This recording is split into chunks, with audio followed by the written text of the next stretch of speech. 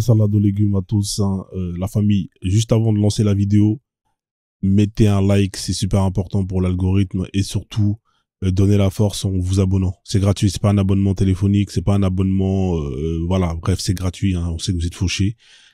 Abonnez-vous et likez, donnez la force sur ce. Prenez soin de vous et kiffez.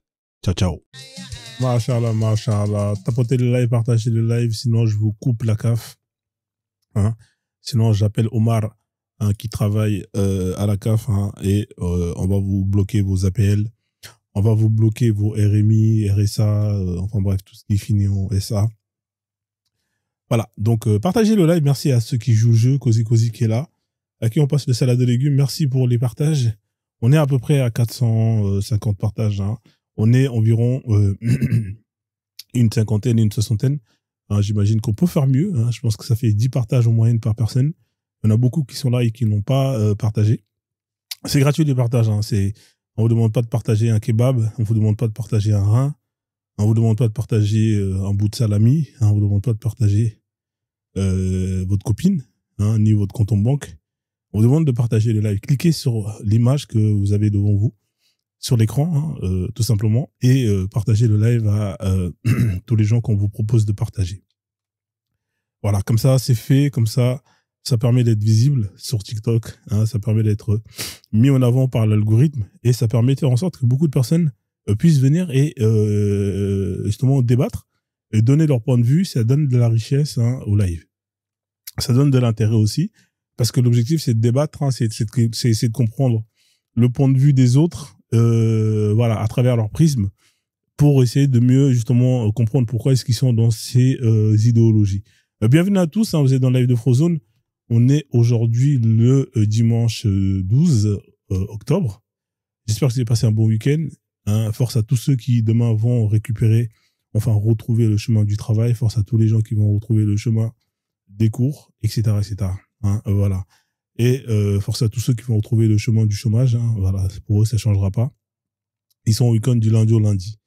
Donc du coup, ici, bien évidemment, on parle de croyances. Hein. Ici, c'est le thème principal utilisé. Ce sont les croyances. Hein. Si vous êtes croyant, hein, croyante, n'hésitez surtout pas à monter si vous estimez que vous n'êtes pas d'accord avec ce que vous allez entendre. Alors, qu'est-ce que c'est la croyance? Hein, c'est simplement un marché, hein, comme à l'image de cette image, hein, avec un marchand et une cliente. Hein, on est dans un marché. Hein, on est dans un marché. Un marché, c'est quoi? C'est juste un lieu où vous avez une offre et vous avez de la demande. C'est aussi simple que ça. Hein, je pense qu'on peut pas faire plus simple que ça pour définir, parce que c'est un marché. Et dans quel marché on est? Ben, on est dans le marché de la croyance. Alors, on est dans le business de la croyance, hein, le business de l'espoir. Pourquoi le mot espoir? Bah parce que simplement, vous avez des gens qui en ont besoin et qui sont prêts à tout pour en avoir. Hein. Voilà, on est dans le business de l'espoir. On est dans un marché avec une offre, une demande. Hein. Ici, l'offre, hein, c'est des olives. Hein. Hein, c'est ce que offre le commerçant, celui qui va vendre des olives. Et la demande, c'est cette dame qui veut et qui a besoin d'olives, hein, pour faire son couscous, hein, j'en sais rien. Enfin bref, hein, peut-être qu'elle va se les prendre pour se les foutre dans le Luc à la Harlem. Hein, voilà. En tout cas, elle a besoin d'olives et lui, il en a. Hein. Donc, on a un marché, une offre, une demande, et ensuite, ça va se négocier. Hein, combien tu la vends à l'unité, au kilo, enfin bref. C'est ce qu'on appelle un marché. Hein. Et la religion, c'est un marché tout simplement. Vous allez avoir la demande qui est simplement qui sont des questions, hein, plein de questions que pas mal de personnes s'interrogent. Des questions du style, est-ce que Dieu existe? Est-ce qu'il y a quelque chose après la mort? Est-ce qu'il y a quelque chose avant la mort? Est-ce qu'on va se réincarner? Etc., etc. C'est des questions qui sont, hein, intéressantes, hein, qu'on va pas se mentir, elles sont intéressantes. Mais ce sont des questions qui, malheureusement, on n'a pas les réponses. Hein. Il faut accepter qu'il y a certaines questions à laquelle nous n'avons pas les réponses et que il va falloir vivre avec. Et beaucoup de personnes n'acceptent pas justement le fait d'être dans l'ignorance. Hein. Ils veulent absolument avoir des réponses à des questions que la science n'a pas les réponses. Et je pense que peut-être que jusqu'à la fin des temps, on n'aura peut-être pas les réponses de ces questions-là. Hein. Il faut quand même l'admettre que c'est des questions qui sont très compliquées à répondre et que il va falloir beaucoup de technologie, enfin bref. Au jour d'aujourd'hui, les réponses à ces questions, on les a pas. Il faut être honnête, personne n'a les réponses à ces questions-là. Maintenant, est-ce que c'est pour autant qu'il faut aller justement dans un chemin où on accepte n'importe quelle réponse pour justement plaire son ego? Moi, je pense que non, c'est pas une bonne idée. Je sais pas pour vous, qu'est-ce que vous en pensez? Parfois dans la vie, il faut accepter que on peut pas, on n'a pas tout, on peut pas tout avoir, etc., etc.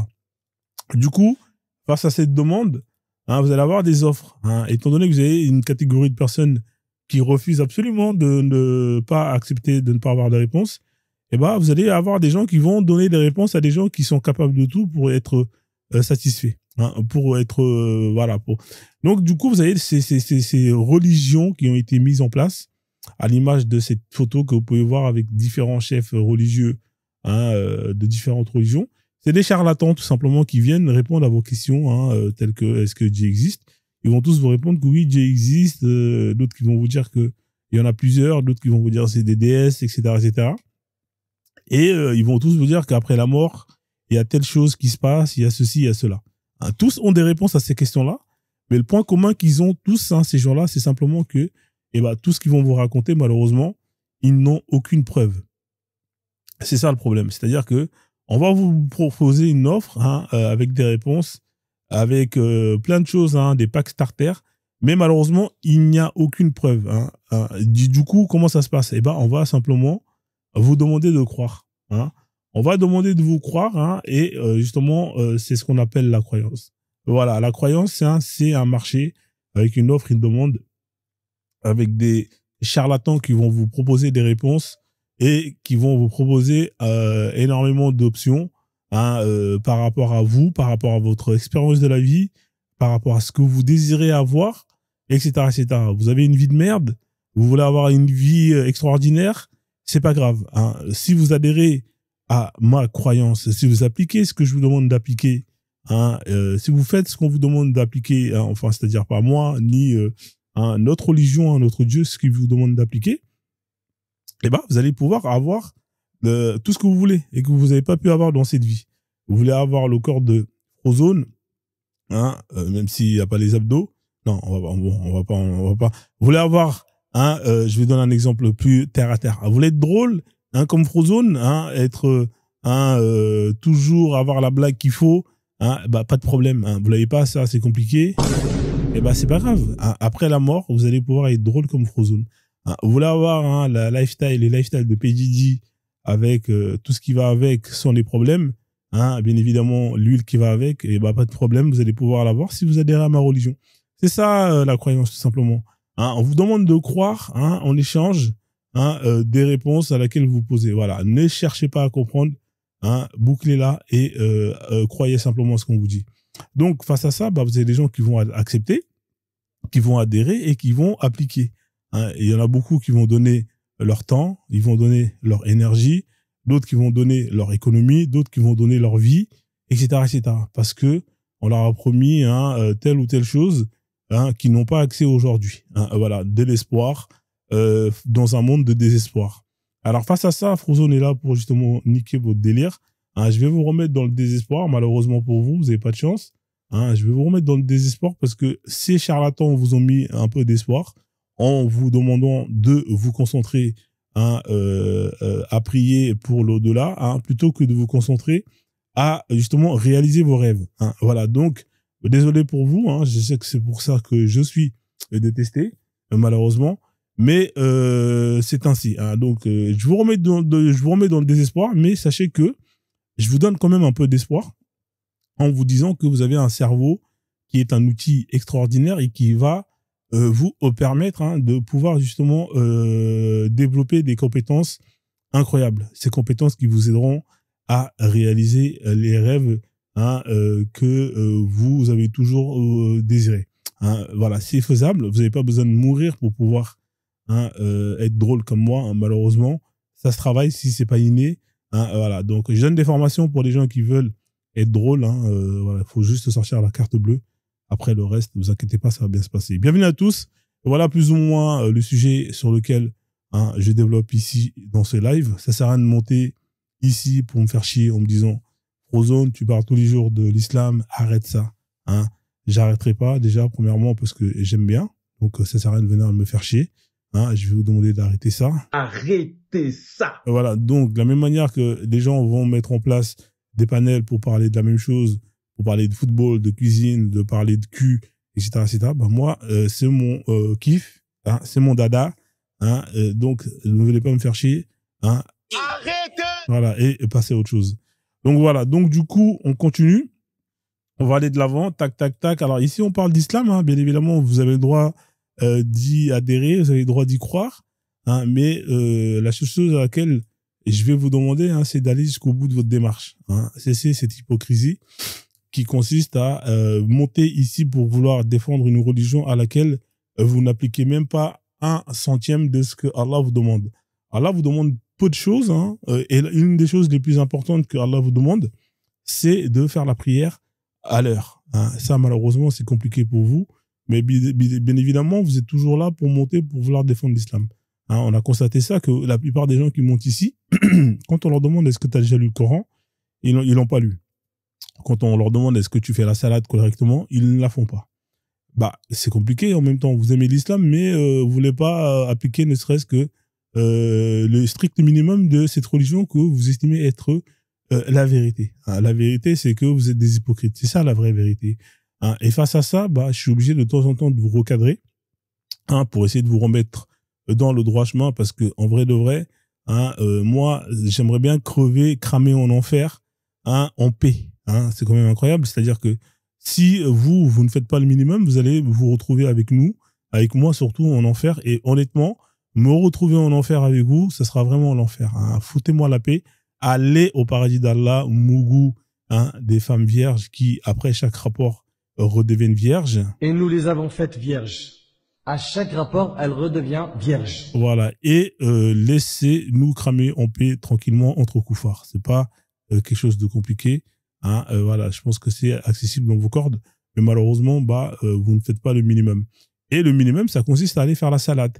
La salade, ça vous permettra de gagner des racinettes. Je vous rappelle que vous avez plusieurs anges, hein, qui sont là et qui vous filment, hein, qui vous fliquent H24, hein, en notant tous vos faits et tous vos gestes. Hein, un qui rapporte tout ce que vous faites de bien et un autre qui rapporte tout ce que vous faites de mal. Donc, essayez au moins d'éviter de perdre des racinettes bêtement, hein, par exemple, en ne faisant pas la salade correctement.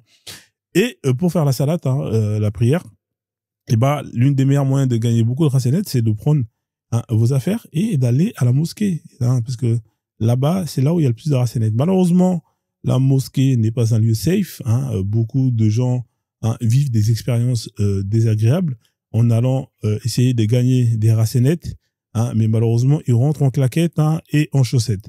Alors, face à ça, donc, on a mis en place une campagne de sensibilisation avec justement mon frère, le pasteur Dodo, hein, et Didier Machallah, pour justement sensibiliser la communauté musulmane face au vol, hein, des effets personnels dans les mosquées, parce que c'est quand même quelque chose qui est terrible. C'est pas normal que, bah, pour un chrétien, aller à la messe, hein, pour chanter au Happy Day, en repartant, ils retrouvent leurs effets personnels. Hein, c'est une chose qui est normale. Hein.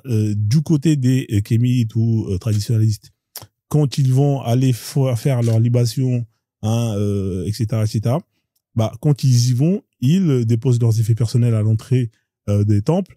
Hein, dès qu'ils ont terminé leur bail, en sortant, ils retrouvent leurs effets personnels. Hein, pareil chez les juifs, hein, chez les juifs, quand ils vont dans les synagogues, pareil, hein, quand ils vont faire leur truc avec les cordes, là, ils s'attachent ça autour du bras. Je sais pas si les mecs, ils se piquent. Enfin bref, ça, c'est leur bail. Hein, ça, en vrai de vrai, je m'en bats les couilles. Hein, bah, eux, quand ils déposent leurs effets personnels à l'entrée de la synagogue, en sortant, ils retrouvent leurs effets personnels. Hein, mais bizarrement, chez les musulmans, quand ils vont faire leur salade, hein, leur prière, quand ils déposent leurs chaussures, ils sont volés. Quand ils déposent leur manteau, ils sont volés. Hein, quand ils viennent et ils déposent des livres, ils sont volés. Les tapis, ils sont volés. Hein, c'est à un moment donné, il y a quoi de se poser des questions. Hein, il y a que dans cette communauté où on trouve plus de voleurs que de croyants au mètre carré. Ah, mais c'est incroyable. Donc, face à ça, hein, on est obligé de mettre en place, hein, de quoi justement faire en sorte que ces choses disparaissent. Et Pasteur Dodo, hein, qui vous pouvez voir ici sur l'image, ancien voleur dans les mosquées, hein, ancien musulman, Pasteur Dodo d'ailleurs, hein, et qui aujourd'hui regrette, a des regrets, a décidé de mettre en place une campagne, hein, voire deux campagnes, hein, on a 2024 et 2025, de sensibilisation face, hein, aux voleurs dans les mosquées. Hein. C'est parti, la famille, pour la campagne de sensibilisation, partager le live, et sécuriser le live, partager et sécuriser et donner la force. Let's go pour Pasteur Dodo, pour la campagne de sensibilisation.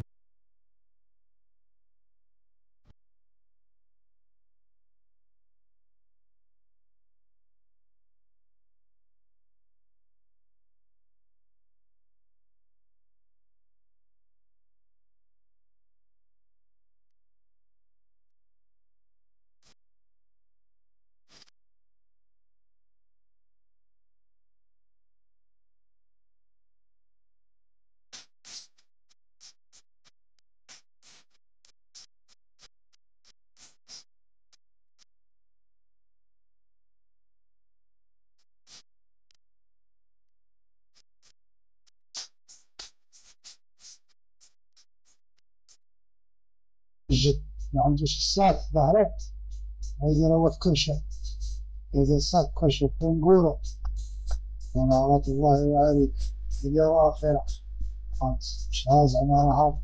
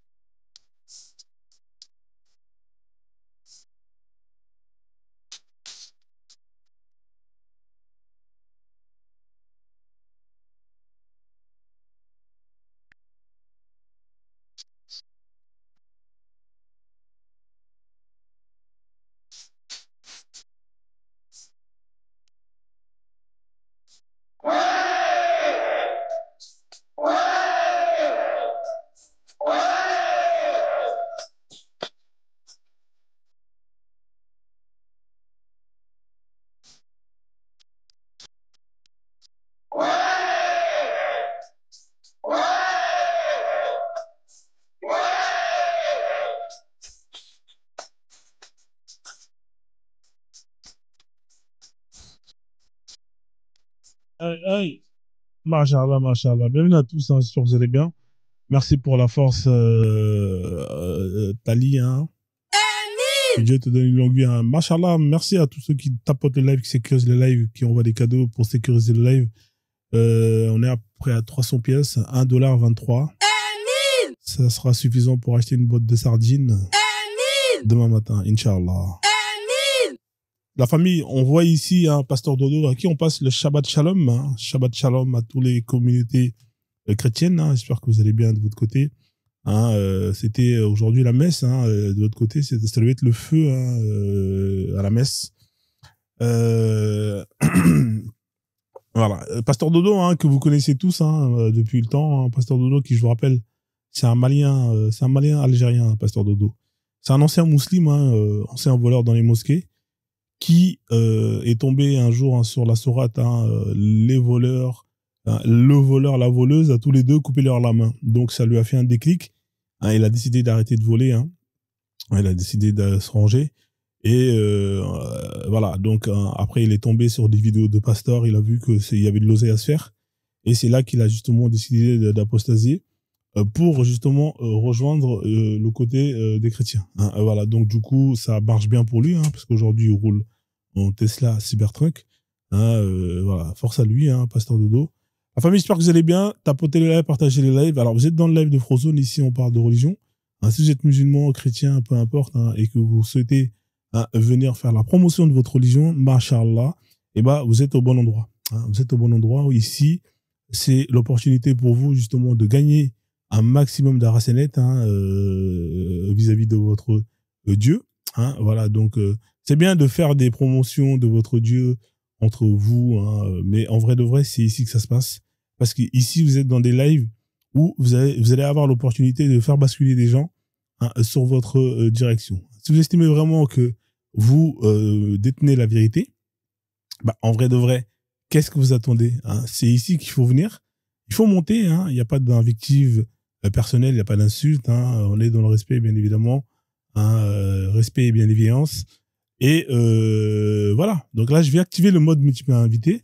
Hein, si vous souhaitez monter pour venir justement nous démontrer que votre religion est la vérité, eh ben, ce serait quand même intéressant. Donc, soyez pas timide, hein, soyez pas lâche, hein, venez justement échanger, hein, venez nous apporter de la clairvoyance. Hein, si vous êtes musulman et que vous estimez que vous êtes dans la vérité, eh ben, ça serait quand même intéressant d'écouter votre point de vue, hein, sur votre Allah, hein, sur votre prophète, hein, sur votre religion. Hein, ce serait quand même très intéressant d'avoir votre point de vue. Donc, ne soyez pas timide. Hein, vous savez, moi, je suis gentil. En vrai de vrai, hein, je mange pas, je mords pas. Donc, vous avez rien à perdre. Hein. Celui qui ne tente rien n'a rien. Hein. Il y a que ceux qui ne font rien qui n'échouent pas. Hein. Voilà. Donc, tapez 3 dans les commentaires, faites votre demande, envoyez. Je sais qu'il doit y avoir pas mal de chrétiens ou de musulmans qui sont là. Hein. Alors, c'est facile d'être musulman, hein, et de parler d'islam entre vous matin et midi soir pour justement glorifier Allah. Bah, c'est ici, hein, que vous allez justement pouvoir attester, confirmer justement, hein, votre science, hein, votre croyance. Voilà, donc soyez pas timide. Hein, donc là, je vais faire une petite route bas, Inch'Allah. Comme ça, vous allez pouvoir justement savoir, hein, les thèmes qui sont justement mis en avant ici dans mon live. Alors ici, par exemple, hein, on entend souvent, hein, les musulmans dire « Masha'Allah, l'islam est une religion de paix ». Ok, très bien. Si l'islam est une religion de paix, eh ben, ce serait intéressant de monter et de nous démontrer que l'islam est une religion de paix. Vous avez rien à perdre, hein, vous avez absolument pas grand-chose à perdre. Hein, faites votre demande et venez nous démontrer que l'islam est une religion de paix. Hein. Voilà, donc tapez 3, hein, dans les commentaires si vous estimez que l'islam est une religion de paix. Ah, on a Lossa qui est là. Ah, ça commence à devenir un habitué, Lossa. Voilà, donc, bon, au moins, lui, il a les coronets, hein, de monter ici, hein, contrairement à vous, bande de lâches. Salade de légumes, Lossa qui est là. Comment tu vas? Ça va et toi, Frozen? On est là comme un dimanche, hein, on n'a pas le choix. Hein. Donc, on est à la santé, on va pas se plaindre. C'est ça, alhamdoulilah, ala kulli hal. Peu importe la situation. Non? T'es pas d'accord? Peu importe la situation, ça dépend, frérot. Il y a des situations à laquelle je veux pas être, j'aimerais pas être, frère. Après, c'est ça, hein. Faut accepter. Non, faut pas accepter, frère. Justement, faut pas accepter. Faut faire quoi? Faut se battre. Faut se battre. C'est ça, faut se battre, mais faut accepter en même temps la situation telle qu'elle est. Tu vas pas te plaindre. C'est-à-dire, c'est à toi d'être rétroactif. Tout simplement. C'est-à-dire rétroactif, je comprends pas, ça veut dire quoi, ça? Bah, c'est-à-dire ne pas se laisser faire, tu vois. Ouais, non, moi, la seule situation à laquelle je souhaite aux gens, c'est la santé. Après, le reste, quant à la santé, voilà, le reste, c'est... Non, mais la santé, ça remplit pas ton frigo, frère. Tu vois aussi. Ouais, c'est ça le problème. La santé, aussi, ça te permet d'aller chercher de quoi remplir ton frigo, frère. C'est ça aussi, frère. Donc, après, c'est pas... Il y a des gens qui ont pas de frigo. Il faut déjà avoir un frigo. J'avoue, c'est vrai, hein. Beaucoup de gens qui ont pas de frigo, hein, sur Terre. Hein. Bah ouais. Ouais. C'est comme ça, hein, c'est Dieu qui décide. Hein. Et du coup, toi, t'as un frigo, toi? Attends, je vais voir vite fait à la cuisine. Après, frigo, c'est une marque, hein, à la base. Ah ouais? Ouais. En fait, c'est un peu comme le Coca-Cola. Coca-Cola, c'est une marque. Mais à la base, la boisson qu'on boit, c'est le cola. Mais c'est tellement devenu populaire qu'on dit Coca. Tu vois. Coca. Exactement. Il y a plein de marques comme ça, comme Karcher, tu vois, alors qu'à la base, c'est pas... Mais tu sais, Coca-Cola, ça cache une phrase. Ça cache quoi comme phrase? C'est anti-Mohammed, anti-islam. Ah bon, le prophète, il buvait pas du coca dans un hadith que, je sais plus c'est lequel, c'est Abu Daoud, je crois. En fait, il aimait beaucoup le Coca-Cola. Non, on disait dans un... Je sais pas, tu connais un hadith Qudusi? Voilà, c'est les inventés, ça. C'est quoi? C'est les hadiths inventés, non? Non, c'est pas inventé, c'est directement la parole d'Allah qui s'adresse à Mohammed. Ah, je vois, d'accord, ok, c'est les premiers degrés. Il y a 5 degrés de hadiths. Ah, d'accord, je confonds avec les... Ça s'appelle comment les hadiths inventés, là, ceux qu'on invente, là? Soit vaïf, soit sans chaîne de transmission. Non, mais il y en a qui sont complètement inventés. Par exemple, il y a un hadith qui dit que le paradis se trouve sous le pied de ta mère, où le prophète, à l'époque, il avait un voisin juif qui déposait les poubelles tout le temps devant lui. Et un jour, le voisin, enfin bref, sur des hadiths à dormir de l'eau. Ouais, c'est possible. Ouais, après, ouais, c'est ce qu'on nous a vendu toute notre vie. Mais toi, t'as quand même acheté ça, non? Non, t'as acheté ça même en promotion, t'as acheté ça, non? Tous ces hadiths qu'on t'a vendus qui étaient à dormir debout. Ben non, en fait, ça a été transmis oralement parlant, c'est-à-dire, en fait, c'est mon grand-père qui a raconté ça à ma mère, et ma mère qui me l'a raconté à moi, et moi, je vais raconter à mon fils. Alors que c'est du fucking bullshit, en vrai, de vrai, tu vois. Ouais, ça existe même pas, bah ouais. C'est terrible. Et du coup, ouais, le hadith Koudouf, ou je sais pas quoi, la Koudoussi, c'est quoi ça? Vas-y, je t'écoute. Bah, c'est directement les paroles d'Allah inspirées à Mohammed. Mais pourquoi c'est pas dans le Coran, alors? Ouais, ben, même moi, j'ai même pas capté. Si c'est pas dans le Coran, c'est que ça devait ne pas être dans le Coran, tout simplement. Donc, c'est pas la parole d'Allah? Bah, si. C'est pas obligé que ça soit dans le Coran. C'est quoi ce délire encore, là? J'avoue, même moi, je comprends rien, je te mens pas. Ouais, c'est les hadiths moudou, hein, c'est les faux, là, ceux qui sont inventés. Donc, ouais. Donc, il y a une catégorie de hadiths, c'est la parole d'Allah, c'est incroyable. Ah, les gars, franchement. Il y en a 40. Il y a 40 hadiths, hein, donc il y a 40 versets du Coran qui n'ont pas été mis dans le Coran, c'est ça, en fait? C'est pas des versets, en fait, c'est directement, je crois... Ben, c'est pas parce que Dieu, il s'adresse à toi, c'est que c'est forcément un verset. C'est n'importe quoi, ça. Ah, mais là, c'est bizarre, votre histoire. Pourquoi? Donc, il y a des hadiths, c'est-à-dire les faits et gestes, où on dit que ça vient d'Allah, directement. Bah ouais. Mais tout ce qui vient d'Allah se trouve dans le Coran, normalement. Ouais, mais pas obligé. Mais c'est qui a inventé ça encore, là? C'est pas inventé, cousin, c'est... Et ça a été rapporté par qui? C'est qui a rapporté? J'avoue, je sais même pas. Moi, tout ce que je sais, c'est il y a des hadiths Qudusi, ça existe. Qudusi. C'est tout, après, ouais. Ah ouais. Bah ouais. Ah ouais, c'est terrible. Et parmi les hadiths Qudusi, les 40 là, c'est lesquels? Est-ce que le hadith ou la lapidation dont on parle là, c'est Qudusi, ça? Le hadith sur la lapidation, parce qu'à la base, la lapidation, c'était censé dans le Coran. Ah, tu parles des sourates mangées par la chèvre, là? Exactement, il y a une chèvre qui a mangé une sourate. Ouais, mais ça, déjà, c'est même pas sahih, ça, déjà, c'est... Le hadith, là, de la chèvre qui a mangé... Non, c'est pas sahih. Il n'est pas sahih, ce hadith? Je pensais qu'il était sahih. Non, il est hasan. Il est valable, mais il est pas sahih à 100%.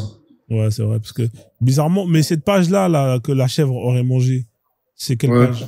C'est la page, c'est le hadith, c'est les hadiths Qudusi, là, c'est ça, là, par exemple, le fait qu'on puisse lapider les gens. Non, rien à voir.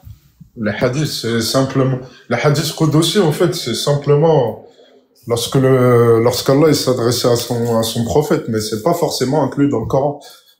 D'accord. Et il s'adressait par comment? Toujours en... non, je crois là, il lui parlait directement. Ah, d'accord. Donc, il passait pas par Djibril ou... c'est ça? Non. Je crois, hein, je suis pas sûr. J'ai pas envie de te dire de la merde, t'as vu? Ouais, là, franchement, ce sera intéressant.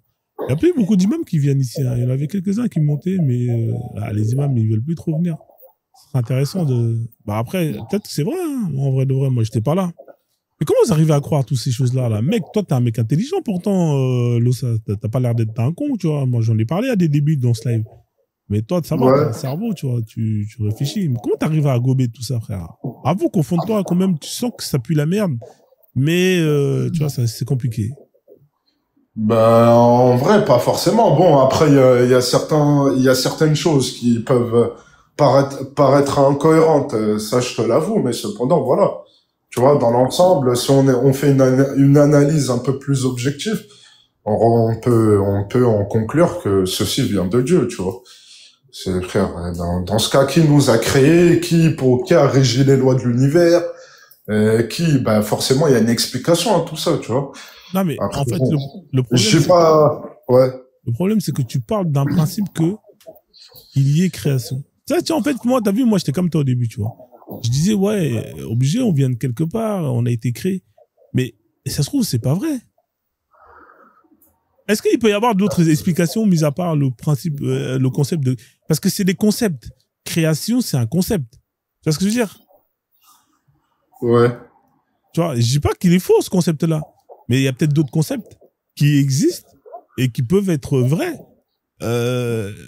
C'est ça, en fait, tu vois. C'est que vous restez sur un concept qui est peut-être vrai, mais qui est peut-être faux. Mais peut-être qu'il y en a d'autres des concepts. Ouais. Et les gens, ils sont bloqués sur, oui, on a été créé, il y a un début. Non, pas forcément. Peut-être qu'il y a une boucle.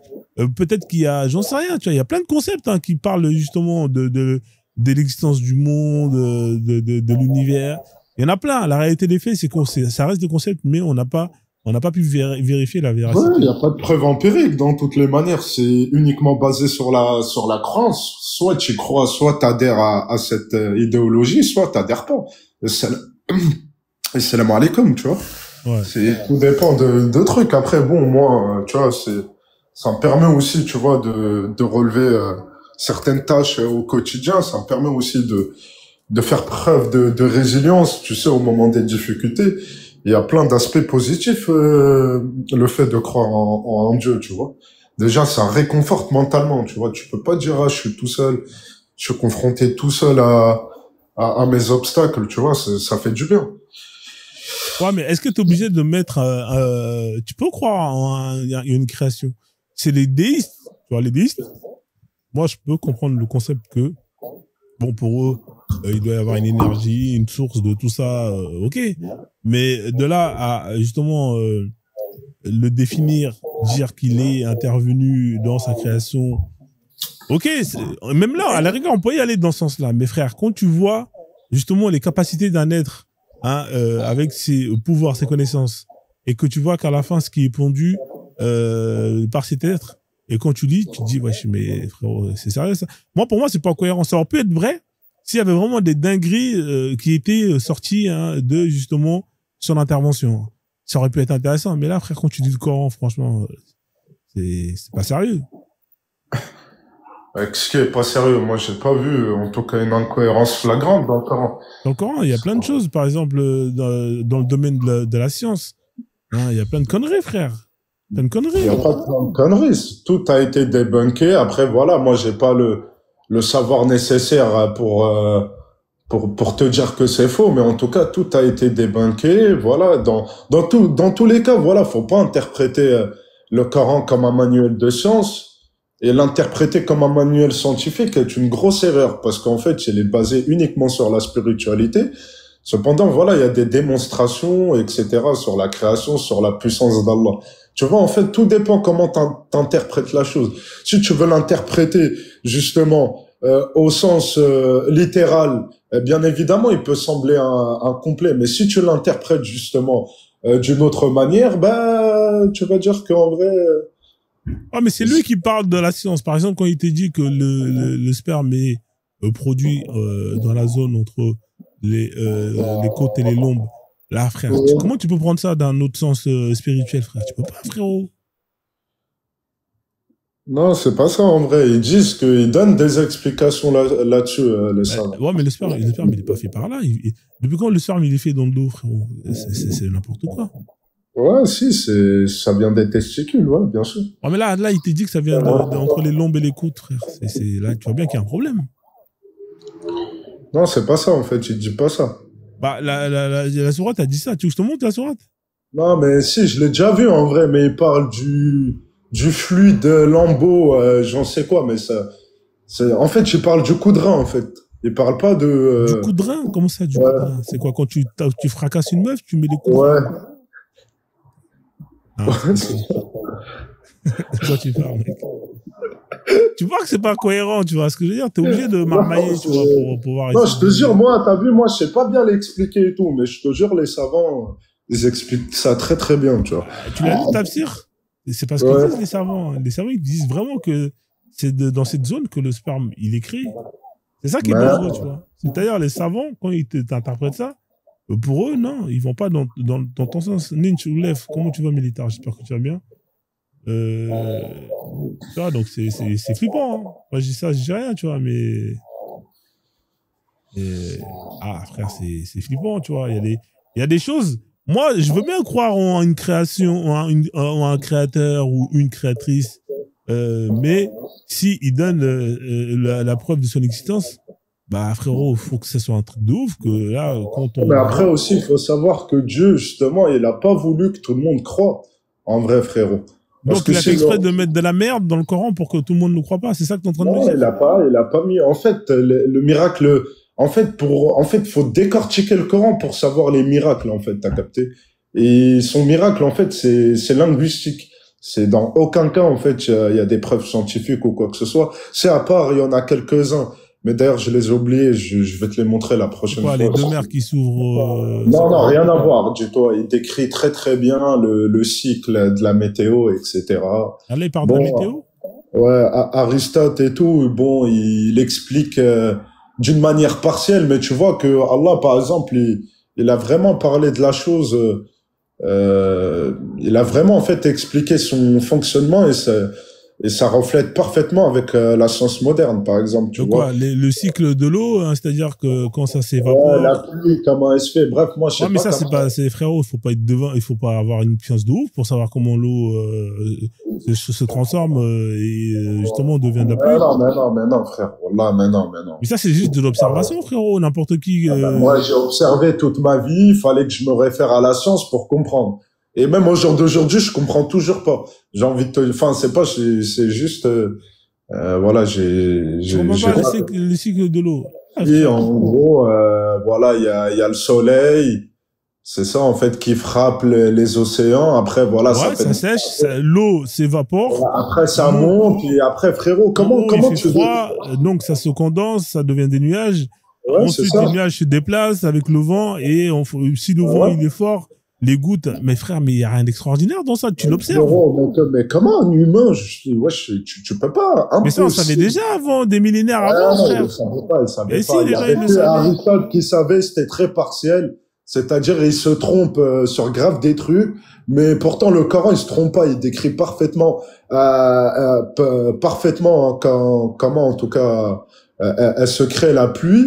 Et si, dans toutes les manières, si ils disent que le Coran, il a recopié Aristote, faut savoir que les récits grecs, ils ont été traduits 200 ans après la mort du prophète, alayhi salatu wassalam. Non, Donc bien là, avant, ça a été traduit bien avant. ah non, Bien frérot. avant. Et d'ailleurs, regarde, t'as même pas besoin de faire des choses, une expérimentation à grande échelle.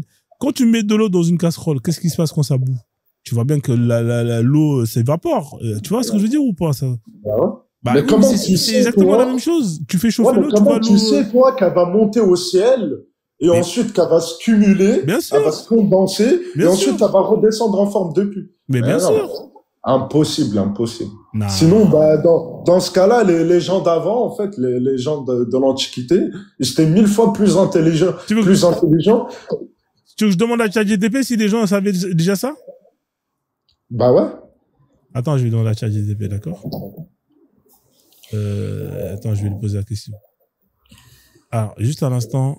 La famille, si vous voulez Même dans monter, le hein. Coran, même dans le Coran, il y a le miracle de la moustique. T'as vu? Moustique? C'est Dis-toi. quoi ça encore? Attends Bah deux ouais, secondes. parce que, Avant d'aller chez les moustiques, bah vas-y, viens vas-y. d'abord, on va regarder.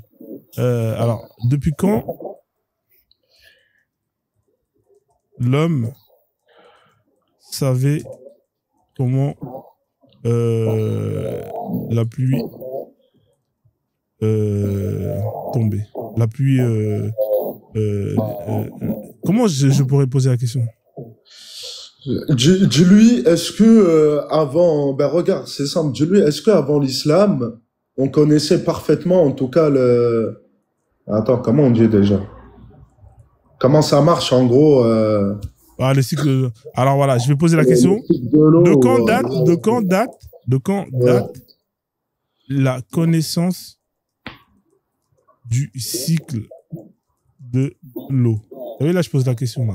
Il va dire là, Aristote, il connaissait partiellement. Ouais, mais attends, frère, on va voir ce qu'il va répondre. T'es en train de... Ouais, vas-y. Vas-y. Ah, je vais poser la question.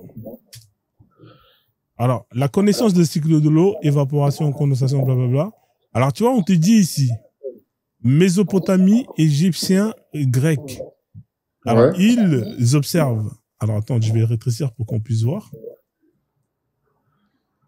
Voilà, alors là, c'est bien, normalement, on peut voir.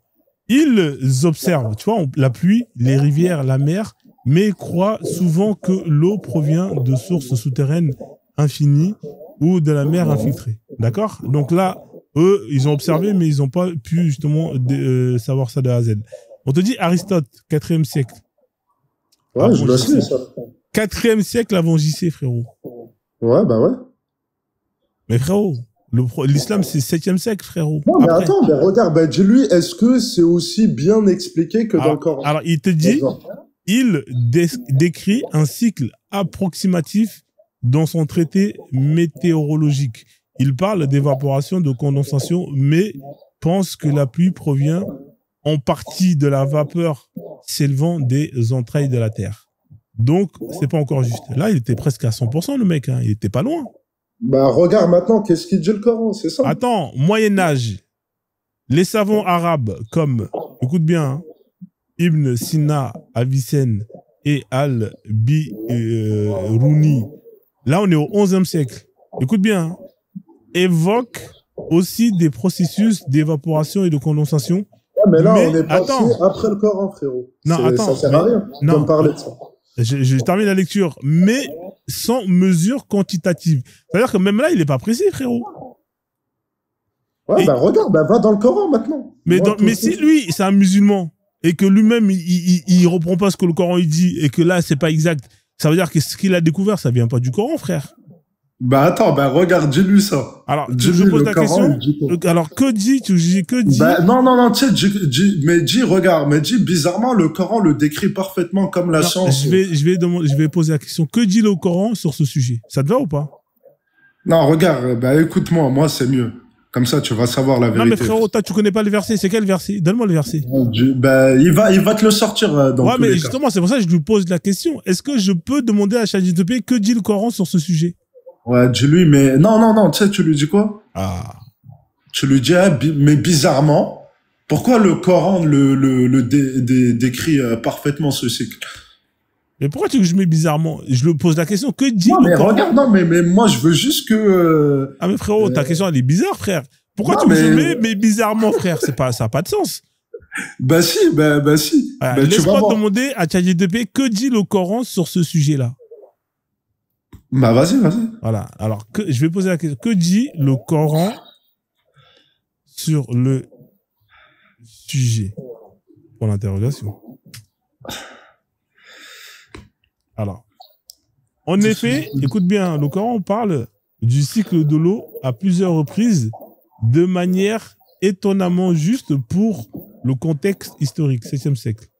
Voici les passages marquants avec une explication concise. Écoute bien. 1. L'évaporation. Dieu dit dans la sourate 30, verset 48, Dieu est celui qui envoie les vents, qui soulève des nuages, puis il étend dans le ciel comme il veut. D'accord? Il les met en morceaux. Ouais, d'accord. Alors, parfois c'est pas en morceaux, hein, mais il y a des nuages en morceaux. Alors tu vois la pluie sortir de leur sein.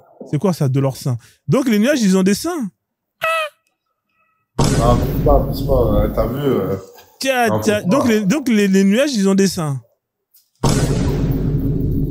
Ah, frérot, là, Ok, frère, t'as vu, si tu veux l'interpréter comme ça, non, mais en frérot, tout cas, mais c'est écrit noir sur blanc, frère. C'est pas moi qui l'ai dit. Il est écrit, les nuages ont des seins. Non, mais c'est trop, frère. ah, mais ça, c'est pour toi, frérot. Mais en Non, tout cas, c'est vrai, c'est réel. En tout cas, le Coran, il décrit parfaitement le cycle de l'eau, en tout cas, donc, t'es parfaitement. d'accord avec moi que Il y a les aucune nuages, ils ont des nichons. On est d'accord. Ouais, si tu veux. Ouais, Non, mais c'est pas si je veux, c'est Allah qui l'a dit. Allah, il a dit ça, ils frère. ont fait ça, ouais. Donc des nuages, ils ont des nichons. Et en fait, quand l'eau tombe, c'est les nichons qui sont en train de téter. C'est ça, hein? Ouais, c'est ça, en gros, t'as vu, Ah ouais. en fait, les savants, ils t'expliquent que le ciel, il a trois gros seins. Et en fait, c'est grâce au sein que l'eau, elle sort. Ah ouais. Voilà. Ouais, j'avoue, c'est incroyable. Franchement, on n'est pas surpris de cette religion. On apprend tous les jours, hein. Wallah, l'ardine. Mais frérot, c'est écrit ça, frère. C'est pas moi qui l'ai dit. C'est écrit ça. Vous voulez que j'aille voir la sourate pour vérifier si c'est bien traduit? Sourate 30, C'est verset ça, en 48. fait. Je veux que interpréter le Coran académiquement parlant. Je te dis que cette méthode ne marche pas. T'as vu, il y a beaucoup de passages où il contient des versets qui sont métaphoriques, etc. Donc, voilà. Faut Alors, les je interpréter lis, hein, d'une peut-être autre que je me manière. suis... Mais tu vas voir. Mais en tout cas, regarde, c'est parfaitement ce que Allah, il a décrit comme la science moderne l'a confirmé. Il n'y a pas de truc chelou, il n'y a pas de, voilà. Et même ça, et après, il y a deux autres miracles. Je les ai découverts hier. D'accord, ok. Tu l'as découvert hier. Donc, on continue quand même. C'est intéressant, le sujet, hein. Moi, j'apprends plein mal de choses. Alors, on continue. L'eau s'infiltre et nourrit la terre. Ça, il n'y a pas besoin d'être divin pour comprendre que, frère, voilà. Et là, d'ailleurs, d'ailleurs, attends. On va continuer, hein. On va continuer, Ouais. hein. Parce qu'en fait, il y a plusieurs phases. Hein. Il faut faire attention. Il y a 4 phases.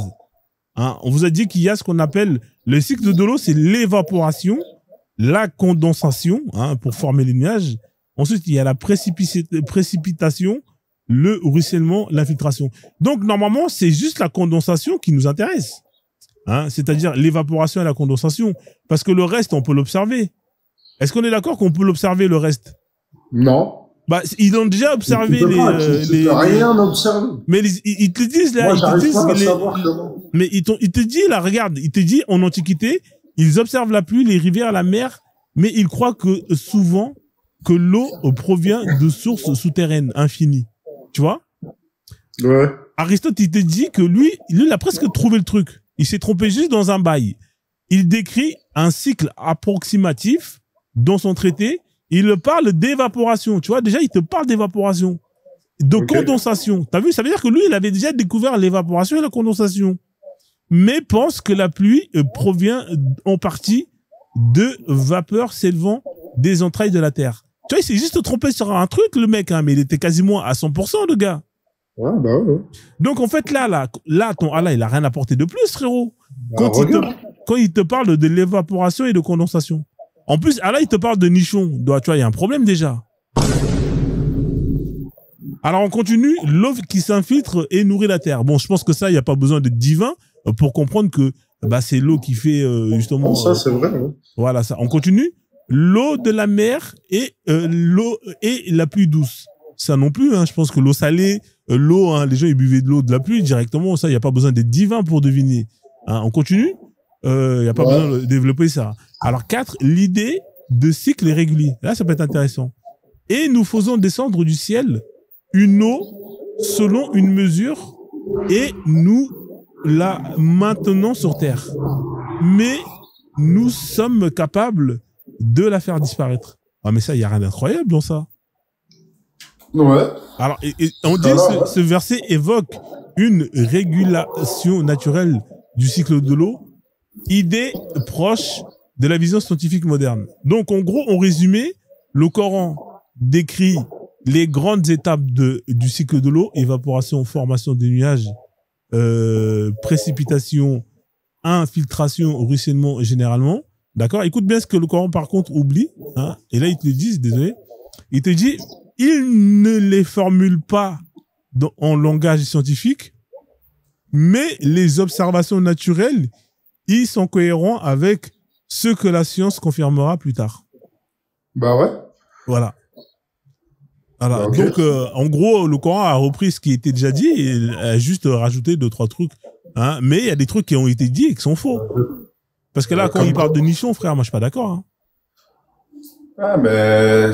Ah, vas-y, tranquille. Non, mais frère, toi, Non, mais honnêtement, vas-y, toi, vas-y, tu penses c'est que, quoi, honnêtement, t'as raison. toi, tu penses que les nuages, ils ont des nichons? Honnêtement. Ok. Très Ah, bien, mais, très bien. ouais, mais après, t'as le droit de dire, de croire que les nuages ont des Non, mais nichons. très bien. On peut Alors, passer à la suite ou pas? Tranquille. ouais, non, mais tranquille. Mais en fait, ça, là, c'est ce verset-là qui te fait croire qui te fait dire que Allah, il existe, honnêtement, frère. C'est vraiment ce verset-là qui t'a fait, en mode, oui, Allah, il existe, honnêtement, frère. Mais en tout cas, qu'on soit bien clair, en tout cas, tout ce qui est texte grec, tout ça, ils ont été traduits 200 ans après l'arrivée de l'islam, déjà. C'est faux, ça, c'est pas vrai, ça. Les textes grecs Ok, ont été traduits 2 siècles avant. Tu veux que je vérifie? Vas-y. D'accord. Alors, tu veux que je vérifie? Alors, quand est-ce que les textes grecs ont commencé à être traduits en arabe? Alors, on te dit, hein, écoute bien. Alors, écoute bien, on te dit, alors, traduction des textes grecs en arabe ont commencé au 8e siècle. Ben Et voilà. c'est surtout au 9e siècle à Bagdad, sous le califat, que voici les... Alors, les débuts du 7e siècle, début du 8e siècle. D'accord? Après les conquêtes Proche-Orient, syriaque. Ok. Alors, on te dit ici, 9e siècle. Ok. C'est vrai. Les premiers textes, fin 7e, fin 9e. Mais Ben est-ce voilà. que pour autant, ça veut dire que, par exemple, il y a des Arabes qui ne parlaient pas, qui parlaient le grec, avaient connaissance de ces textes-là et qui les lisaient? Ben, je sais pas, moi, ça reste à prouver, t'as vu? Voilà. Par exemple, moi, je vais te donner un texte. Hein. Je vais te donner un texte qui est connu. Tu connais Galien? Ouais. Celui-là qui te parle justement de comment est-ce que l'embryon il est fait. Tu connais Galien? Ouais. Alors, on va lui poser le livre de Claude Galien qui parle de comment on appelle ça, de l'embryon. Il a été traduit quand, c'est ça? Ouais, a été traduit quand? En arabe, oublie pas. Ouais, a été traduit quand? Ouais, en arabe. Ouais. Tu vois, Oui. le livre sur l'embryon, ça s'appelle alors, l'œuvre, on a traduction en arabe. Voilà, on te le dit ici. Alors, les œuvres de Galien commencent vers la fin du 8e siècle et poursuivent tout au long du 9e siècle. Écoute bien, hein. On te dit le traducteur principal de Galien en arabe, c'est Ibn Ishaq. Ah ouais, d'accord. Entre 809 et 773. Un chrétien nestorien formé à Bagdad et travaille sous les califes omeyyades. D'accord? Donc, en gros, ils te disent qu'ici, les premières traductions en arabe, œuvre d'origine, oui, c'est d'accord. Et je vais leur demander, il y avait quoi comme langue aussi, la langue à côté, là, que vivaient les... ça s'appelle comment, la langue juste à côté? Il y avait une langue, là, que les Arabes parlaient, là. Même, il y a et en syriaque. Ah ouais, en syriaque. Syriaque, attention, syriaque. Parce que syriaque, c'est à côté, hein. Alors, tu vois, là, par exemple, c'est dès le 6e siècle. Tu vois, ça veut dire que ça a été traduit en syriaque et après, ça a été traduit par la suite en arabe. Et ça, c'est quelque chose qui a été fait dès le 6e siècle. Tu vois, donc, tu vois, le syriaque, c'est des langues voisines, hein, c'est juste à côté. Ouais.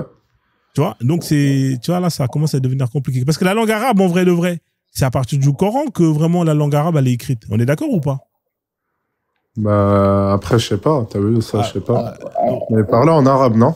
Ouais, mais parlons, mais parce que l'écriture arabe, elle a commencé vraiment à prospérer uniquement après le Coran. C'est pour ça qu'en fait, tous les textes qui ont été traduits en arabe sont justement des textes qui existent après le Coran. Et c'est ça, en fait, là, le bug. Par contre, les écritures qui étaient connues à l'époque dans cette zone et qui faisaient justement que les gens les utilisaient, le syriaque, par exemple, Et ben là, bizarrement, tu vois, des textes comme Galien qui te parlent de l'embryon, 6e siècle.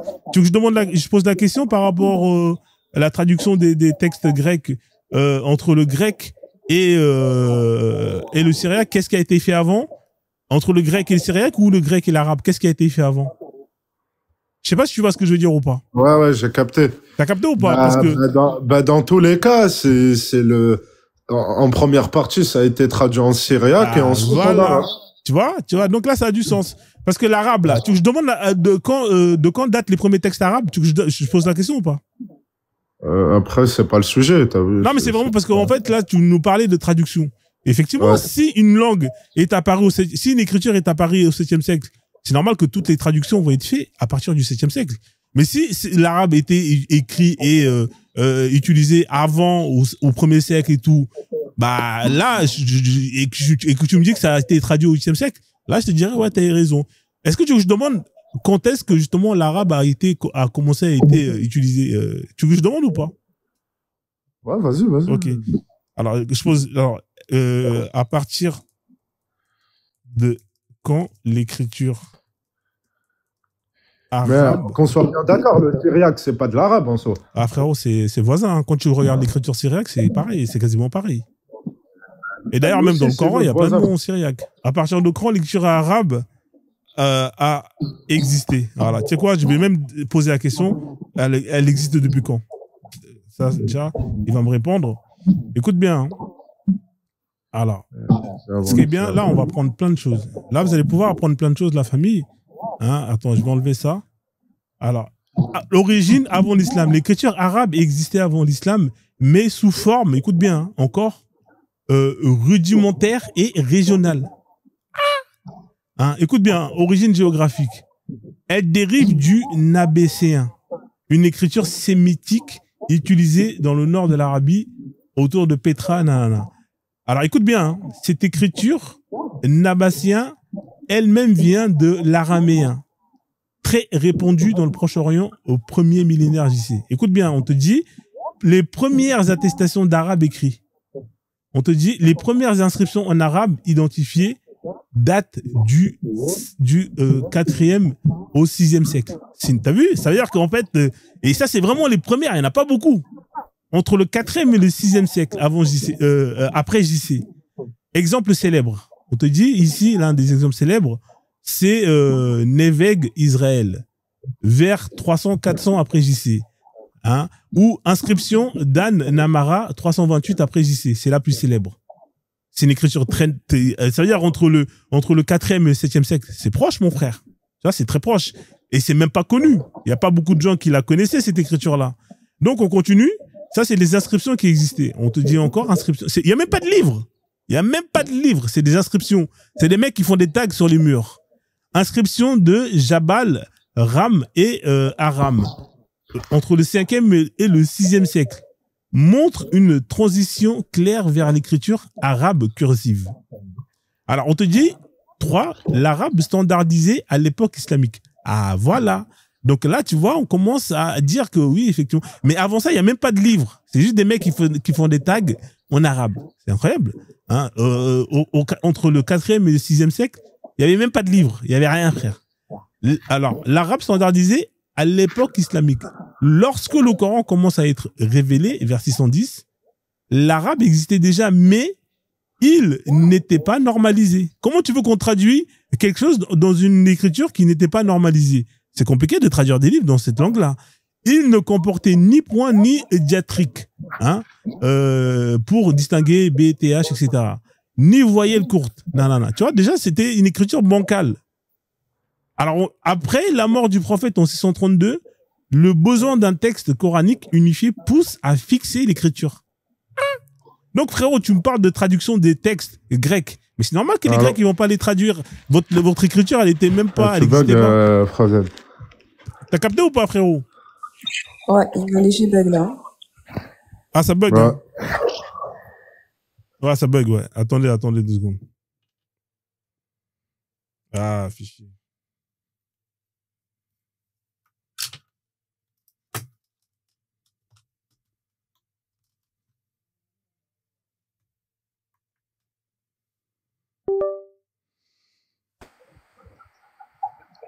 Ouais, désolé, ça a bugué. Ouais, désolé, problème de réseau. Donc là, c'est bon, j'ai mis le modem. Donc, frérot, il est parti. Salut, ma soeur, comment tu vas? Reviens, le frère. Hein, reviens. Ouais, le Coran, il a pas été traduit. Les textes, ils ont pas été traduits. On a découvert ça. Quinquin. Ok. Et l'autre classeur qui est en bas, là, un PLS. Ici, personne ne me met des PLS. Hein, si tu veux monter, sois courageuse. Tu m'entends ou pas, Madine, là?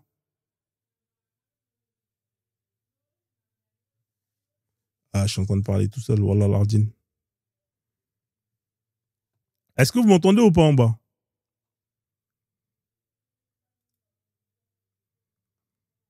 Ah, putain.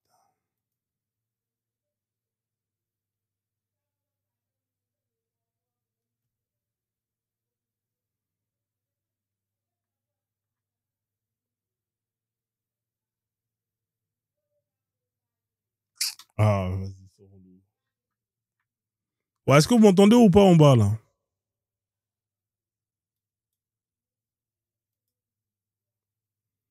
Est-ce que vous m'entendez en bas ou pas?